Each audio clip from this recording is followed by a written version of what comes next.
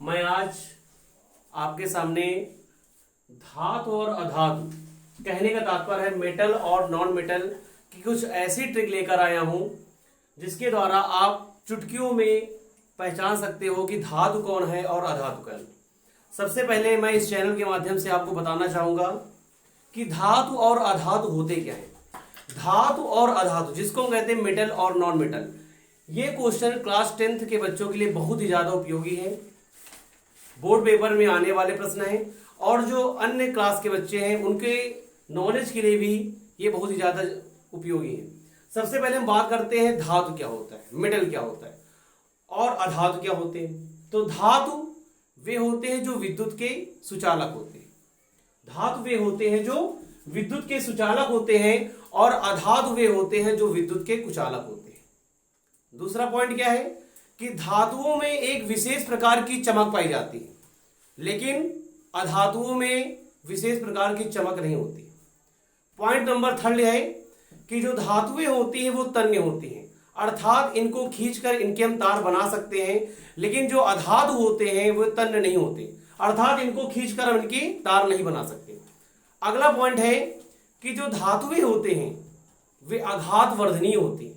कहने का तात्पर्य है कि जब इन पर हम प्रहार करते हैं, चोट करते हैं, तो इनका एरिया बढ़ता है, अर्थात इनके हम चादर बना सकते हैं। लेकिन अधातुओं में ऐसा नहीं होता है, अधातुएं आघात वर्धनीय नहीं होते, इनको पीटने पर ये टूट जाते हैं। और जो धातुएं होती हैं वो धनायन होते हैं और अधातुएं ऋणायन होती हैं। अब बात करते हैं हम अपनी ट्रिक के बारे में कि धातु और अधातु को कैसे पहचाने।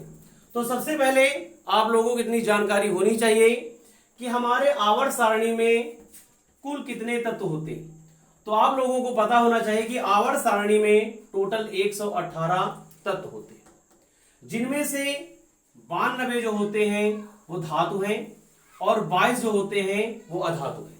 अभी हमने आप लोगों को बताया धातु होते क्या है। उसके बाद जो 7 होते हैं वो उपधातु हैं।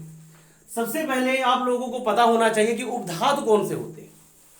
उपधातु होते हैं boron, silicon, germanium, arsenic, antimony, tellurium, polonium. ये जो तत्व होते हैं ये क्या होते हैं? उपधातु होते हैं।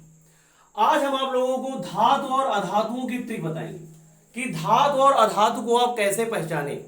एक चीज याद रखना कि कोई ऐसी ट्रिक नहीं है जिसमें आप पूर्ण रूप से बता सकते हो कि ये धातु है, लेकिन हम आपको जो ट्रिक बताएंगे वो 80% कारगर होगी। कहने का तात्पर्य है कि जैसे धातु 92 है और 92 में कम से कम 72 ऐसे धातु हैं जिनकी ट्रिक है और 20 आप लोग याद कर सकते हो।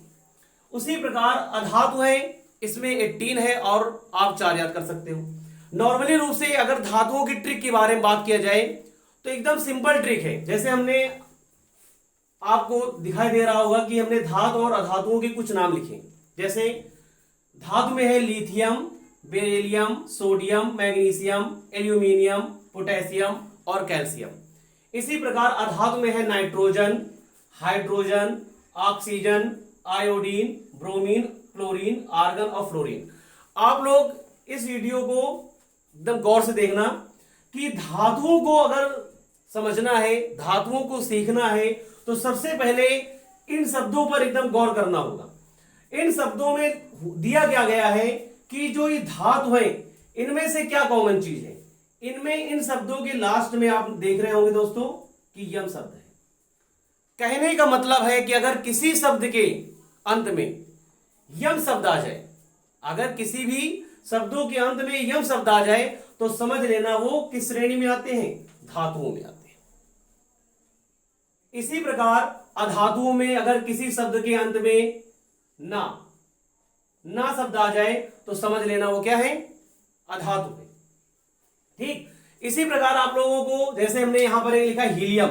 अब आप लोग कहेंगे सर हीलियम, ये हीलियम में आपने अपवाद लिखा, तो हीलियम में अपवाद कहने का तात्पर्य हमने आपको बताया प्यारे बच्चों कि कुछ ऐसे तत्व होते हैं जो अपवादित हैं, जिनके अंत में यम शब्द तो है, जिनके अंत में यम शब्द तो है, लेकिन वो अधातु है। तो हमने आपको बताया कि 92 में से 72 को आप यम के द्वारा आसानी से पहचान सकते हो, लेकिन कुछ ऐसे हैं जो अपवादित हैं, जिनको आपको याद करना पड़ेगा। इसीलिए आप लोगों को हम एक विशेष प्रकार की ट्रिक लेकर आए हैं। आई होप आपको यह वीडियो पसंद आया होगा।